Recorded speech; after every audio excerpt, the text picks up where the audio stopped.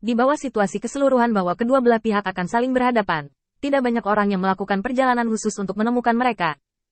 Bahkan para penguasa kota ini, orang yang ingin berurusan adalah Sarah, bukan dirinya sendiri, dan dia paling banyak adalah alasan. Paling-paling, dia datang untuk menemukan sesuatu untuk dirinya sendiri, bukan untuk menghubungi dirinya sendiri secara khusus.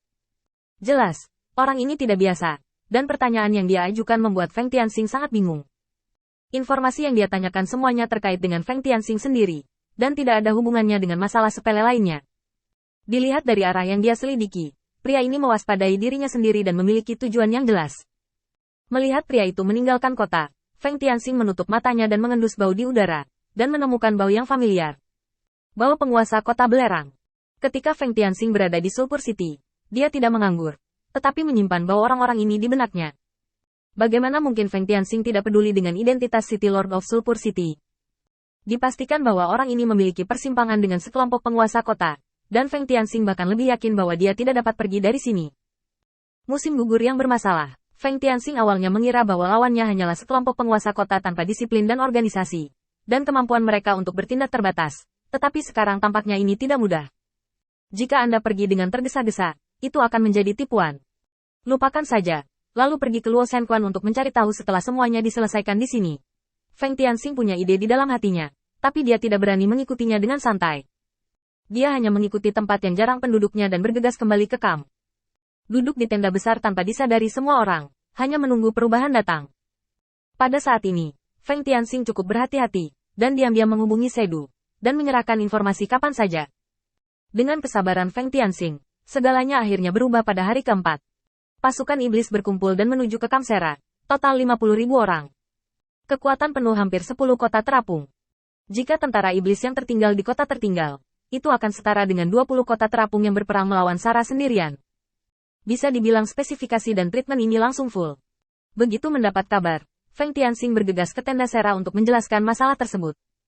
Untuk sesaat, para jenderal iblis di kamp tetap diam. Bahkan Sira tidak bisa mempercayainya.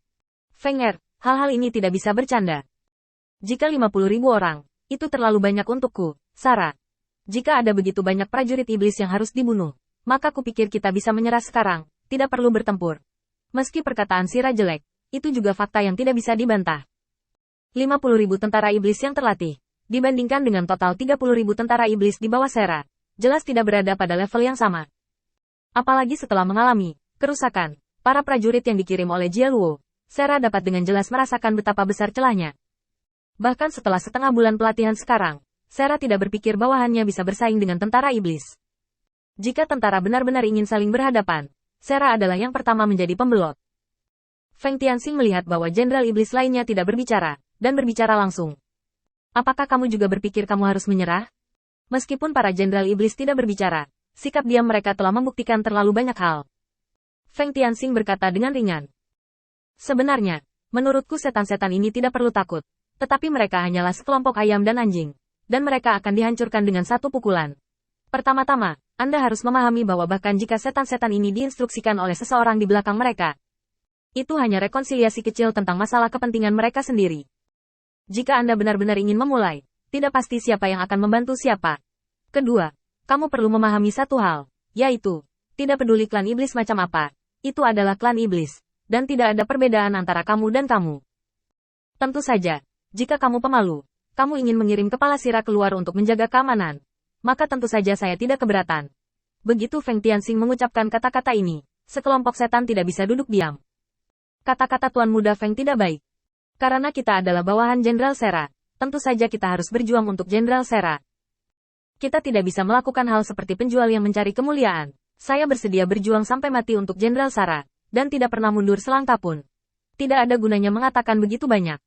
Tuan Muda Feng, Anda pasti sudah membuat rencana ketika Anda datang ke sini kali ini.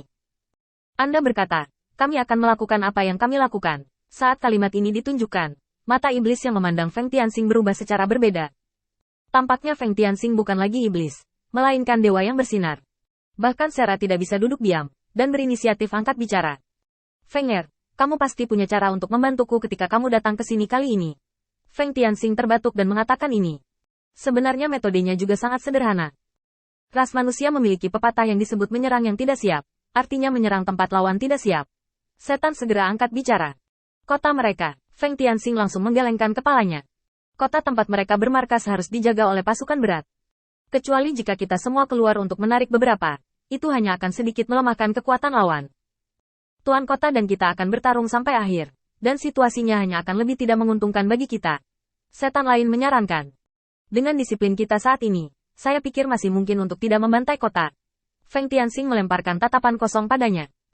Ini benar-benar tentang waktu itu. Apakah Anda dapat mengelolanya? Bukan Anda yang memiliki keputusan akhir sekarang. Dan medan perang banyak berubah. Jangan terlalu banyak berasumsi. Dan bahkan jika kami tidak melakukannya, mereka dapat sepenuhnya memfitnah saat ini. Lagi pula, yang mereka inginkan hanyalah kesempatan untuk menyerang kita, apapun alasannya. Kata-kata Feng Tianxing secara langsung menyebabkan semua iblis jatuh ke dalam kontemplasi. Di mana lagi tempat di mana para iblis harus tinggal dan harus kendur dalam pertahanan? Sarah tidak tahan lagi, dan mengambil inisiatif untuk meredakan pengepungan iblis, dan berkata kepada Feng Tianxing. Fenger, jangan mengkhianati. Beritahu aku di mana itu. Selama kamu memberitahuku, aku berjanji akan mengajak mereka bertarung. Kamu semua setuju?